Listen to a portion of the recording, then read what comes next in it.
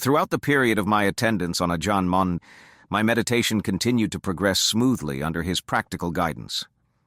As my mastery of samadhi meditation increased, I experienced the frequent occurrence of nimittas arising in the mind. Nimittas are internal images arising in meditation that can appear in the form of lights, colors, or shapes, and which look as real as external images seen with the naked eye. Unsure as to whether I should actively engage these visions and try to understand them or simply ignore them, I sought Ajahn Mun's advice.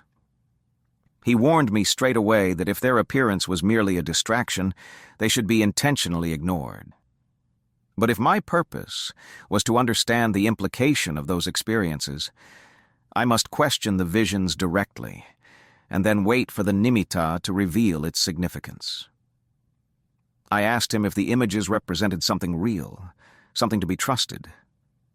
He replied that, in and of themselves, nimittas should not be considered real or trustworthy, but with caution they can be used by skilled meditators as tools for investigating with wisdom.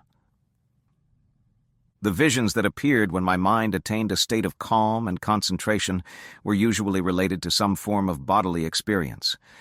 For instance, on one occasion I sat facing a bottomless abyss opening below me. Suddenly my body tilted and started falling headfirst into the dark, yawning chasm. As I hurtled downward towards certain death, I steeled myself for the final impact and prepared to part from my physical body. Then, following a few moments in free fall, the vision vanished as suddenly as it had appeared. On another occasion, the trunk of my body expanded to such an enormous size, as wide as a gigantic water tank, that it felt like my body would burst, scattering body parts in all directions. After experiencing many similar nimittas, I again expressed my concerns to Ajahn Mun and asked for advice on how to investigate them. He said that although such visions appeared to be in front of my field of vision, which caused me to look out at them, they were in fact created inside my mind, and their visual manifestation was merely an illusion. He instructed me to redirect the focus of my awareness inside, to engage images of the body at their source, then use that sharp inner focus to investigate the images of the body created by the mind.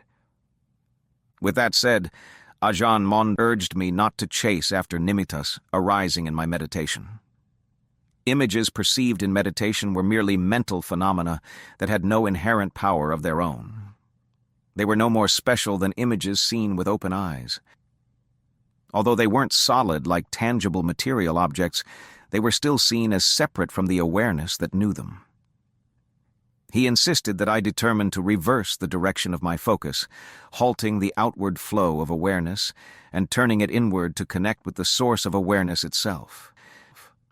He cautioned that all nimitta visions are unreal and unreliable. Trusting them can destabilize the meditator's mind, threaten its equilibrium, and endanger its sanity. At the very least, they distract from the primary purpose of the Buddha's teachings. The only safe way to deal with them is to bring the images inside and investigate them there.